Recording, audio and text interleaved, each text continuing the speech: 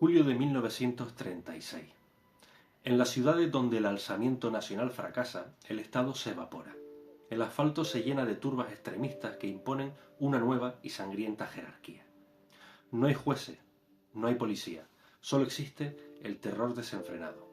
Si no tenías un carnet sindical o de un partido del Frente Popular con fecha anterior al 18 de julio, no tenías derecho a la vida, eras un paria, un blanco móvil.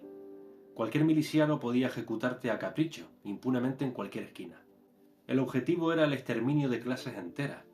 Sacerdotes y militares encabezaban las listas negras, pero la purga alcanzó a falangistas, tradicionalistas e incluso a republicanos que no se plegaron al Frente Popular. Casi nadie estaba a salvo. Los criminales comunes, liberados de las prisiones, se convirtieron en los nuevos amos de la calle, sedientos de venganza y rapiña. Familias enteras fueron masacradas, hombres asesinados frente a sus hijos, mujeres ultrajadas en la sombra de un horror que el pudor de la época apenas se atrevió a documentar judicialmente.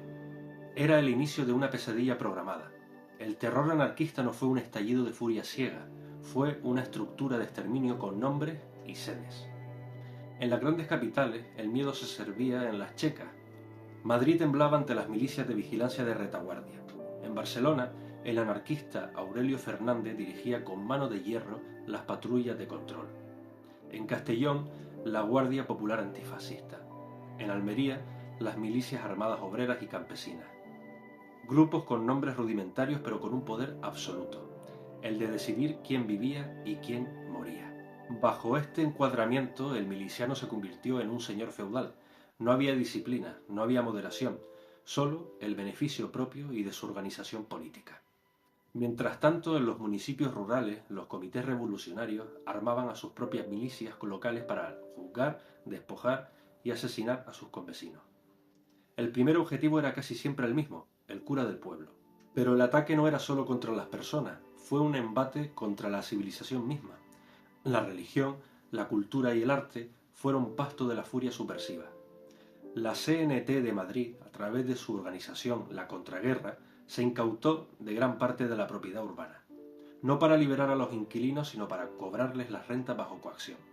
Viviendas, comercios y humildes industrias fueron devorados por la maquinaria comunista. Incluso donde el movimiento nacional llegó a triunfar brevemente, como en Guadalajara o Albacete, el contraste fue sangriento. Tras la retoma del Frente Popular en diciembre de 1936, las milicias asaltaron la prisión provincial de Guadalajara. No quedó nadie vivo.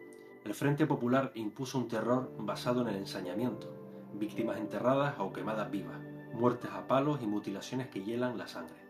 El general republicano Eduardo López Ochoa es sacado enfermo del Hospital Militar de Carabanchel. Lo asesinan, pero no basta. Las turbas decapitan su cadáver y pasean su cabeza por las calles céntricas de la capital como un trofeo de caza. Nadie estaba a salvo de la paranoia.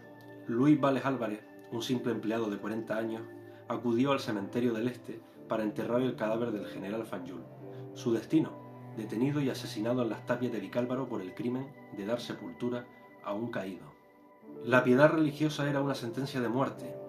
Inés Benítez Jaén, de 68 años, y Asunción del Valle Pérez, de 74, fueron detenidas y ejecutadas. Sus cuerpos acribillados aparecieron en descampado. Incluso los ancianos impedidos sufrían la furia miliciana.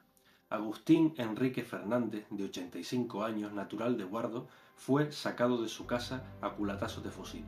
Lo llevaron detrás de la iglesia de la Guindalera y allí una miliciana joven lo remató a tiros de pistola mientras los testigos miraban con horror. Pero quizás el caso más dantesco fue el del Marqués de Trebolar. Logró escapar de las matanzas de Paracuellos del Jarama el 8 de noviembre. Herido, llegó al pueblo de Ajalbir pidiendo auxilio médico. En lugar de medicina encontró una turba de 35 vecinos que lo arrastraron a una fosa.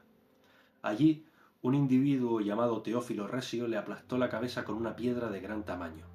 Una proeza que celebraron después brindando en la taberna del pueblo. El terror no se detenía ante el umbral de la casa familiar. En la zona roja, el linaje era motivo de ejecución. En Madrid, familias enteras fueron borradas del mapa. La familia Hermida Ayala, 5 miembros desde el padre de 68 años hasta sus hijos jóvenes, sacados de su domicilio en la Castellana y arrojados al depósito judicial 2 días después. La delación vino de su propio portero, vinculado a la siniestra checa de García Tadel, Incluso la infancia fue víctima de la barbarie. Más de 100 menores de 17 años fueron asesinados solo en la capital. Nombres como Jaime de Borbón Esteban, de 15 años, o los hermanos gemelos Manuel y José Quesada, de solo 13 años en Jaén. A estos últimos los mataron junto a su madre y su hermana. En Asturias la cifra es escalofriante: 148 menores de edad asesinados en la provincia de Oviedo. No había piedad para las mujeres. En Pozuelo de Alarcón, 4 religiosas de las Siervas de María, una de ellas de 86 años, fueron martirizadas en la checa Villa María Carmen. Sus gritos se oían desde la calle antes de ser ejecutadas. Y hay casos que desafían la imaginación. Antonio Díaz del Moral, en Cienpozuelo. Fue llevado a un embarcadero de reses bravas, colgado de un chiquero y corneado vivo por un toro para diversión de sus captores. Antes de rematarlo a tiros, le cortaron las orejas y lo arrastraron con un coche. O por ejemplo también el caso de Vicente Millán, un labrador de Arganda a quien las milicias obligaron a cavar su propia fosa antes de sacarle los ojos. Eran crímenes diseñados para quebrar el alma de la sociedad, ejecutados por grupos con nombres que hoy suenan a pesadilla, como los 5 Diablos Rojos de Vallecas. En Badajoz la tragedia de Fuente de Cantos marcó un hito. Las turbas prendieron fuego a la iglesia parroquial con mujeres y niños dentro.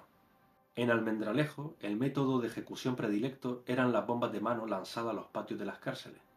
Ni siquiera la diplomacia pudo frenar la barbarie. El asesinato de los duques de Veragua, descendientes directos de Cristóbal Colón, provocó un escándalo mundial. Pese a las súplicas del embajador de Chile, el ministro Álvarez del Valle, no movió un dedo. Fueron secuestrados, obligados a firmar la entrega de sus propiedades y finalmente ejecutados. El ensañamiento llegó a tal punto que el gobierno de Uruguay rompió relaciones tras el asesinato de las hermanas de su agente consular. Las embajadas se convirtieron en el último refugio de civilización. El embajador de Chile, Aurelio Núñez Morgado, coordinó un esfuerzo heroico para intentar salvar vidas mientras la policía roja asaltaba residencias diplomáticas como las de Finlandia, Perú o Brasil para saquear y detener. Las cifras finales del terror anarquista no son solo números, son el testimonio de un intento de borrar la identidad de una nación. Solo en Madrid, 617 mujeres fueron asesinadas de forma acreditada. En Valencia, la cifra ascendió a 508, madres, hijas y religiosas que pagaron con su vida el simple hecho de su fe o su origen social. La intelectualidad y el derecho también fueron decapitados. 175 abogados fueron ejecutados en la capital, incluyendo a figuras de la talla de Melquíades Álvarez, decano del Colegio de Abogados y líder republicano liberal. Mientras el Colegio de Abogados Rojo pedía simpatía internacional, sus propios miembros eran arrojados a las fosas por las milicias que el gobierno decía controlar. El gobierno del Frente Popular fue obedecido con precisión cuando se trataba de perseguir, pero se mostró impotente o cómplice cuando se trató de salvar vidas. El terror no fue un accidente de la guerra, fue una estrategia que hundía sus raíces en el odio sembrado años atrás. Hoy estos nombres, desde el duque de Veragua hasta el niño de 13 años, Manuel Quesada, forman parte de una crónica negra que no debe ser olvidada. El terror anarquista de la Guerra Civil Española, una herida abierta en la memoria de un país que juró no volver a repetirlo. Si te ha gustado mi vídeo, dale a like, comparte y comenta. Fomenta un debate sano y sobre todo ve en contra de la ley de memoria selectiva histórica. Un saludo y arriba España.